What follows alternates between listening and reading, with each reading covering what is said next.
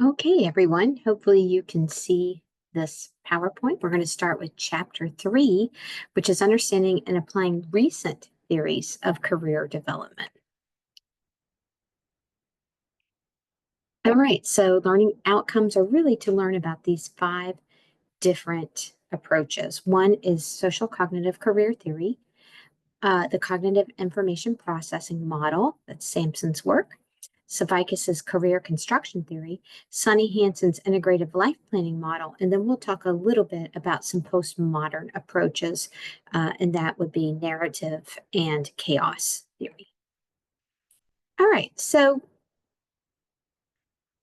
apologies, let me move that out of the way. All right, so what we want to talk about here today is characteristics of these emerging theories.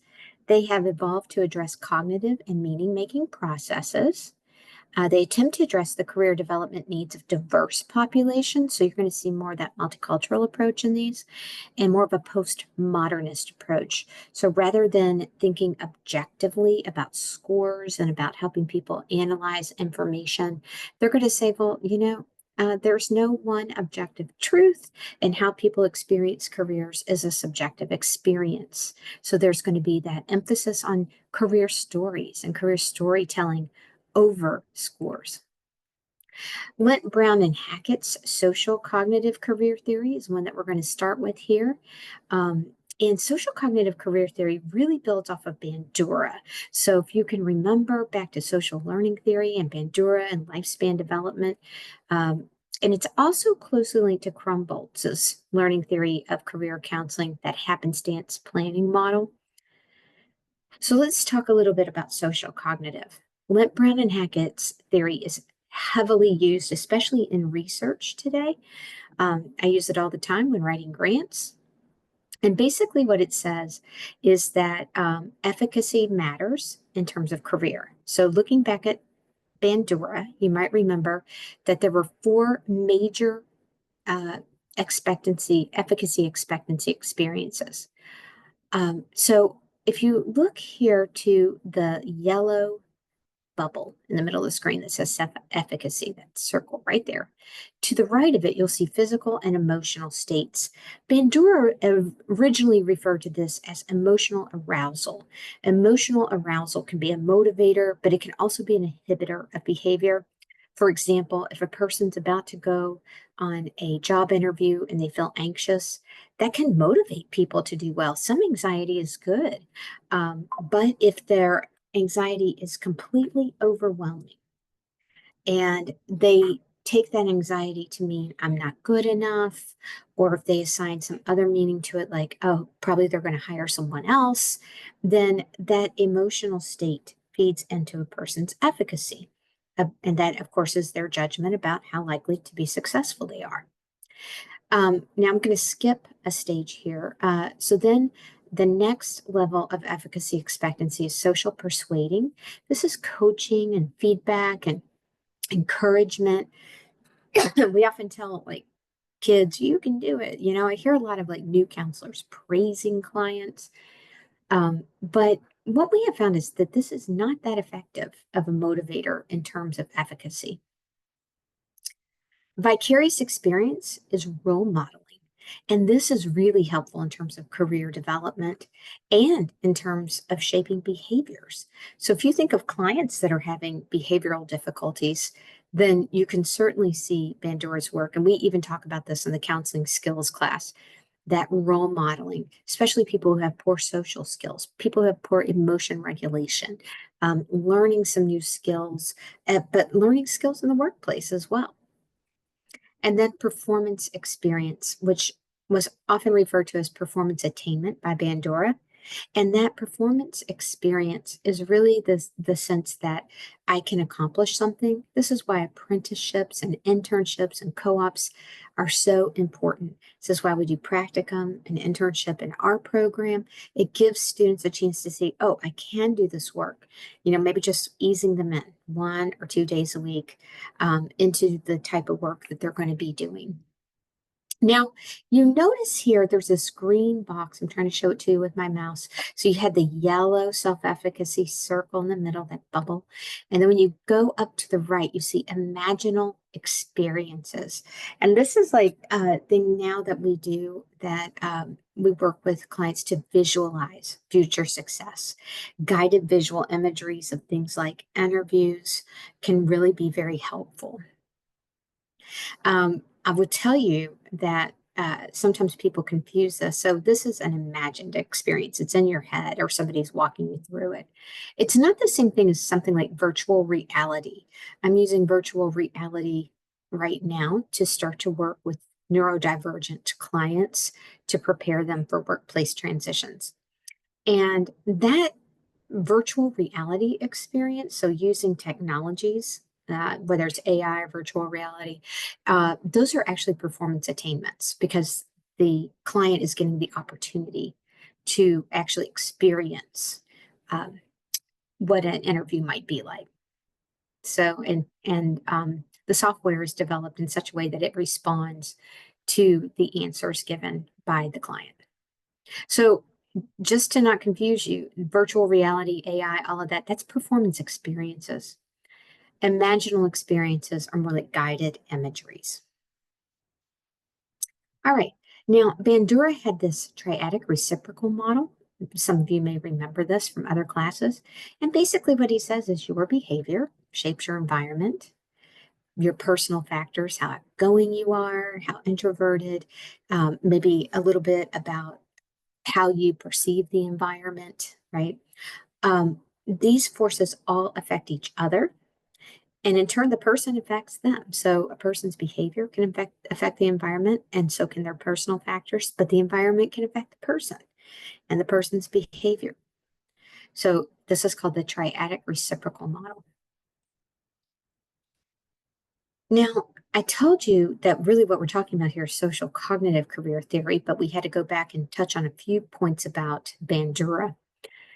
Social cognitive career theory really uses Bandura's work to take to the next level a sense of, so how does this look in a career? How do we build this self-efficacy?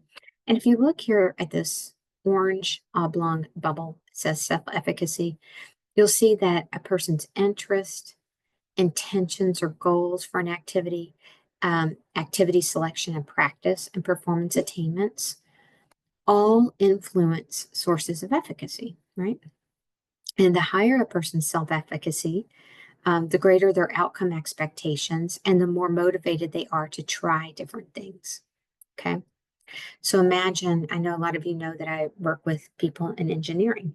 Imagine we have a student who comes from a low income background and they have not had a lot of access to engineering activities. Their efficacy may be a little bit low, and that's what we expect when they come into our program, but their interest may be high. And we want them to set goals for themselves and see success in the classroom first. And then activity selection can be things like those co-ops and internships, and really trying to get people to think about what would be helpful for them. For our first year students, we try to get them involved in clubs like the ham radio club or the robotics team, BengalBots, some things like that. And then they get to these performance attainments earlier. Applying social cognitive career theory, they use a lot of card sorts. I love the card sorts.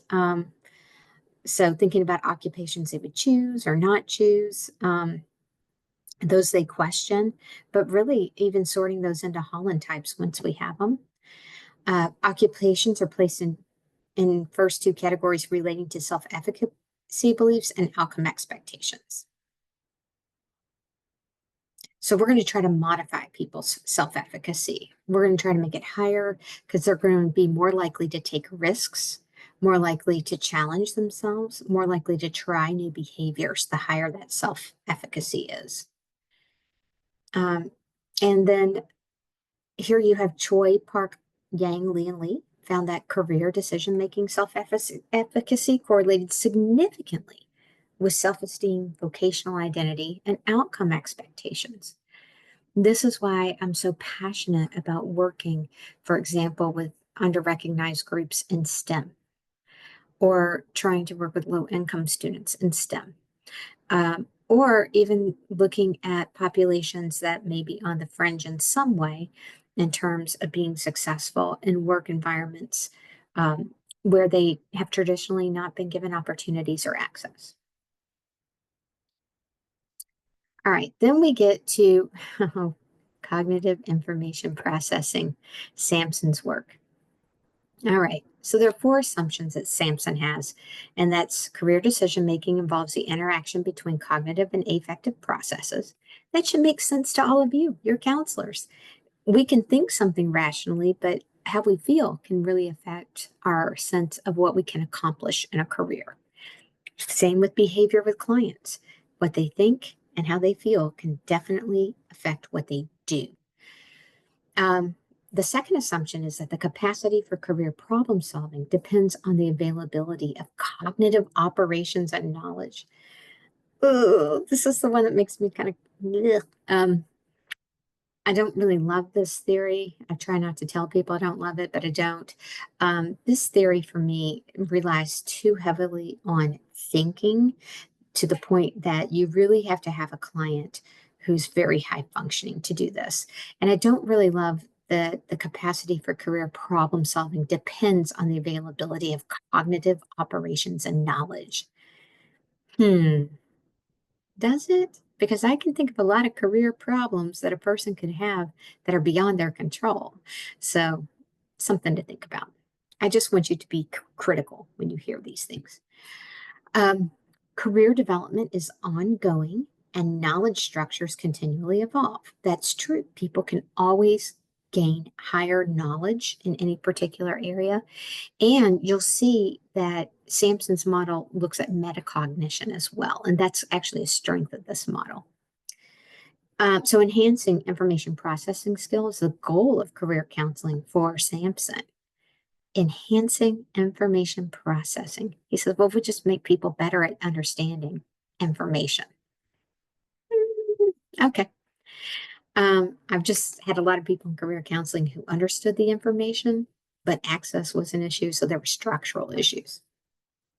So my multicultural spider senses always go up with this one. The CIP approach involves a pyramid of information processing, the CASV cycle of decision making, and the executive processing domain. There's those metacognitions. And so you can see it here. So if you look at this pyramid, and you're going to see I have my arrow there, Sampson says, like, we can help people improve their self-knowledge, knowing about themselves, their occupational knowledge, knowing about my options. This is what he calls a knowledge domain.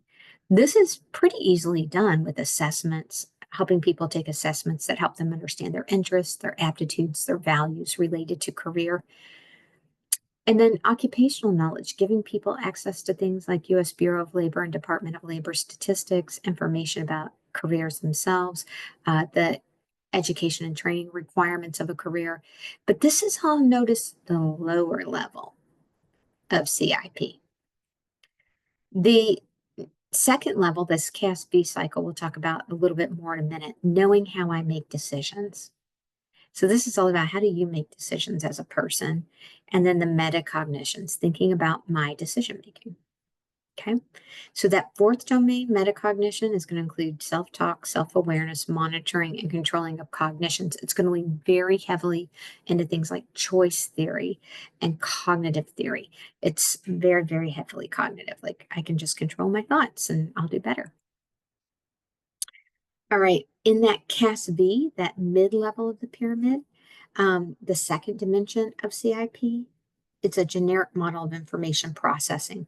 So we want clients to become more aware of how they communicate, how they analyze and synthesize information, what they value, and then how they execute plans. And if you think about that, it's really, this is where a lot of those great communication skills of counseling can happen. So how do you take information in? How do you communicate your career problems? What do you see as your problem? What information do you have about the problem?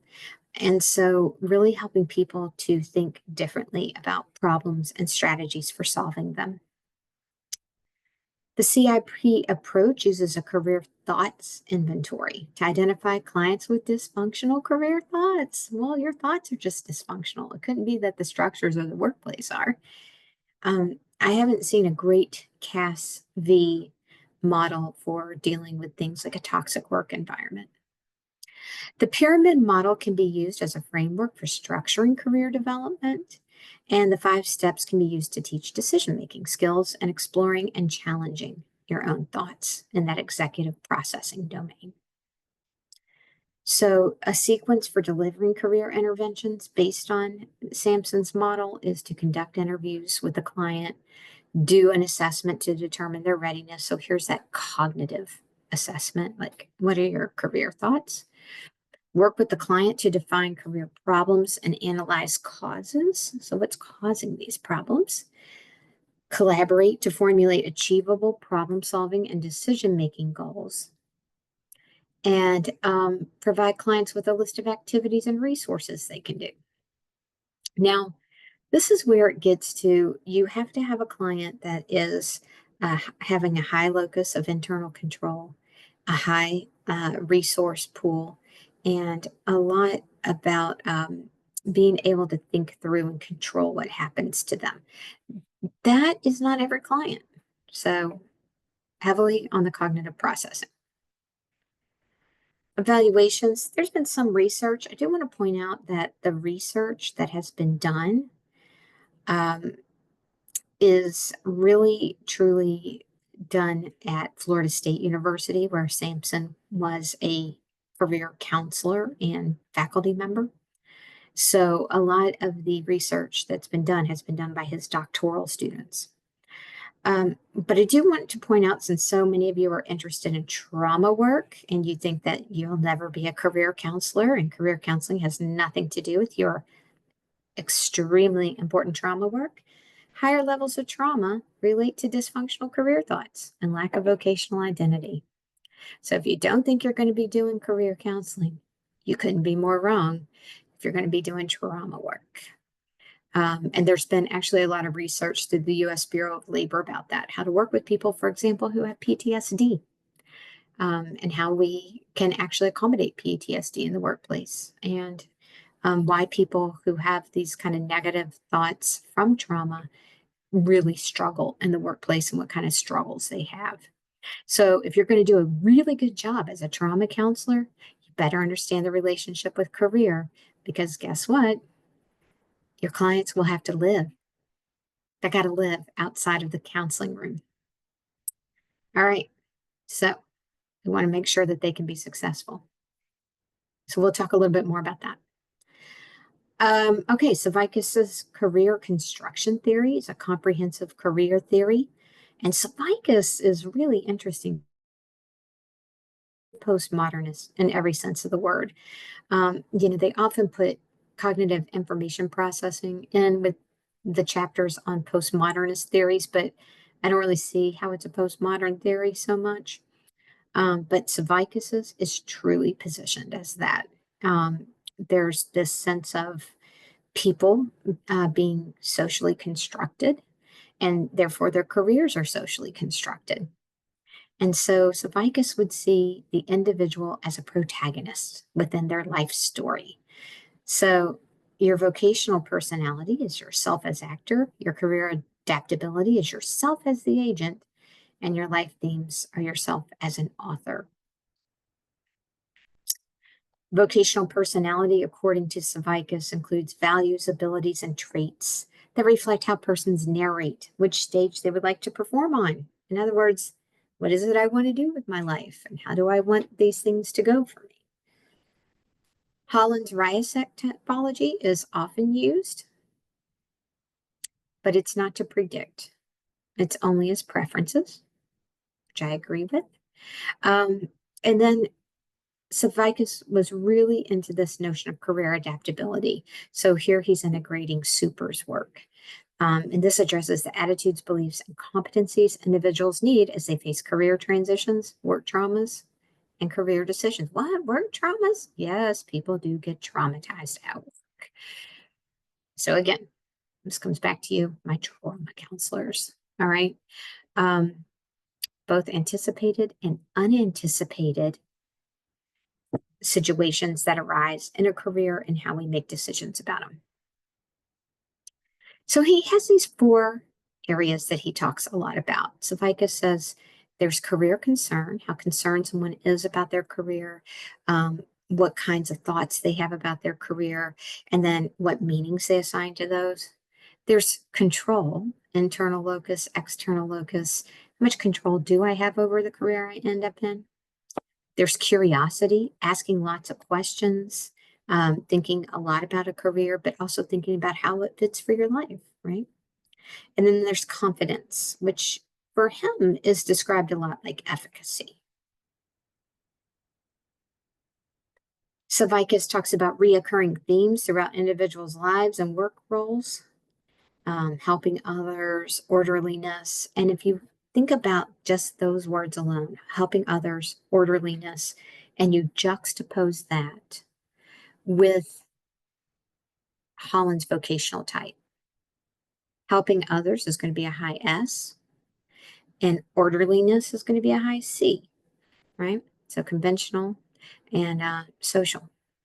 So as these themes emerge, you're going to be listening for them. I really love using Savicus's work, but it does take a degree of really understanding career to be able to do it. It's very difficult work. He draws a lot on narrative, and he has his own interview, which he calls a career construction interview. We're going to do this in class. Formerly, it was called a career style interview, and it helps clients to kind of clarify and articulate private meanings of career behavior. Interesting stuff. Research studies reveal that clients perceive career construction to be helpful and have a positive experience with it. More treatment outcome data and research studies are needed. Many people overcome painful life experiences by creating meaning. And so this theory is used a lot with, again, underrecognized, low income women. So groups that have largely been marginalized in workplaces. Hanson's integrative life planning. The integrative aspect of this ILP or integrative life planning is the most important. Hanson really comes with the idea of your mind, body, and spirit. This is why counseling is so integrated in the career counseling aspect. So he's saying you want to be mentally healthy, physically healthy, spiritually healthy. All of those things matter in terms of your career development. And so he does a lot of life planning. Assumptions of this model are that changes in the nature of knowledge and support new ways of knowing. So changing nature of knowledge, and you've heard that in other career theories such as CIP. Career professionals need to help students, clients, and employees develop skills of integrated thinking. I love this because he doesn't just say, let's help the clients, but let's think about students and let's think about employees. I would take this a step further. Let's think about the employers. How are they thinking integratively in ways that serve their workers? Broader kinds of self-knowledge and societal knowledge are critical. So here, Hanson is saying we have to understand social structures and how they impact people. And we also have to understand cultural and political factors and how they affect. And we'll talk a little bit more about that in class. And so from Hanson's view, career professionals are actually change agents. And I really love that idea. Like you're here to help change, but not only for the individual, but structures as well. 6 tasks: confronting adults, finding work that needs doing, and changing global context. I want to congratulate all of you because you are all going into fields that are highly needed. Weaving their lives into a meaningful whole. So you're integrating all of your life aspects together, connecting family, work. So Hanson really was interested in life balance. Like he wants people to be whole. He valued pluralism and inclusivity. This is like one of the best things about his theory. He's one of the first real career counseling theorists to come out and say, We have to have pluralism and inclusivity as part of what we're doing, because we can't ever really understand the meanings people have of their work without understanding these aspects of an individual. Managing personal transition and organizational change, and folks, we got to get better at that. People are going to have to deal with organizational change. And then exploring spirituality and life purpose. And he doesn't mean this necessarily religiously, just means like what helps you feel transcendent or connected to something bigger than yourself, to a greater purpose.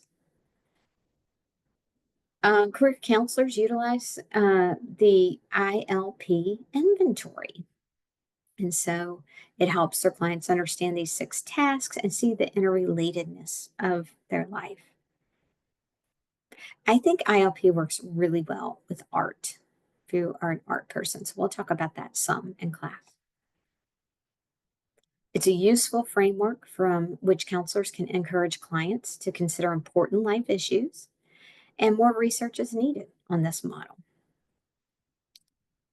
All right. So postmodern approaches emphasize the subjective experience of career development. They embrace multiculturalism and they stress personal agency or individual control. Now, career narratives are used in career counseling to emphasize the understanding and articulate the main character to be lived out in a specific career plot. So, helping people to understand their career situations through storytelling. Um, and so, this is really fun, and we'll do some of this in class. People tell stories that infuse parts of their lives with great meaning and de emphasize other parts. So, Cochrane really came up with this. And Cochrane said that a narrative is a temporal organization with a beginning, middle, and end. And a story is a synthetic structure that organizes many pieces into a whole. The plot of a narrative specifies what has been accomplished. So, thinking about that, and then the narrative is meant to communicate a problem, attempt to resolve it, and have a resolution. The narrative approach in counseling, you want to elaborate a career problem, compose a life history, build a future narrative. And this can be done in really fun and simpler ways. You could do this through having clients do something like create a table of contents of their life and include in that the next few chapters. Um, Narrative work, Cochrane wanted people to kind of construct a reality and then change a structure based on that reality, and then enact their role and crystallize a decision. You probably recognize the word crystallize from Super's theory. So, in terms of career development, acts are viewed as purposive and as being directed toward specific goals. Acts are embedded in context. Change plays a dominant role in career development. And contextualism rejects a theory of truth based on the correspondence between mental representations and objective reality. In constructivist career counseling, you're going to ask questions like, how can I form a cooperative alliance with this client? How can I encourage self-helpfulness or that agency? How can I help this client to elaborate and evaluate his or her constructions germane to this decision? So meaning making. And then how can I help this client to reconstruct and negotiate personally meaningful and socially supportable realities? Techniques include laddering, the vocational rep test, and vocational card sorts. And then we want really for clients to feel as though they have these kind of framed experiments, and where they are encouraged to think, feel, and act more productively in relation to career concerns. The final theory we're going to go through is chaos theory of careers. This is one of the newer, more emergent career theories. And basically, what it says is that unplanned events are going to happen, and people need to be prepared for unplanned events. So that might kind of sound paradoxical to you. So, in this thinking, chance plays a crucial role, and you want to embrace chance. You want to seek out opportunities when they arise. Chaos theory of careers highlights nonlinearity in career development. And this is a change from things like trait and factor approach. I mean, remember Parsons thought, you make a career decision one time in your life. That's not what chaos theory says. We're going to make lots of decisions, not going to be linear, and we're going to have to examine patterns across time to see what works for us. So, chaos theory identified 4 types of attractors that influence career behavior. Point is a tendency of a system to move towards one fixed or single point. So, you may have a person who believes that they've made a career decision and that's the final decision. That's pointillism.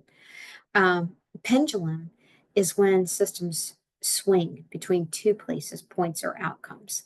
For example, I'm employed or I'm unemployed. Well, chaos theory would say, no, not necessarily either. You're never really truly employed or unemployed. Taurus is the tendency to engage in repetitive behavior over time, trying to do the same thing over and over. And then strange is the tendency for systems to repeat themselves and yet never exactly repeat. So, you can look through history and time and see things like, all right, I'll give you an example. The Industrial Revolution in America, we had all these factories and plants and stuff. In the 1990s, well, really even before that, 1980s and 90s, we outsourced a lot of our factories, manufacturing jobs to other countries. And now you see, like, oh, we're trying to bring a lot of those back now, factories and manufacturing jobs and things like that, which is strange because they won't be the same. It's not going to be the same as the factories and the jobs that were here before. And they will be influenced by AI and robotization.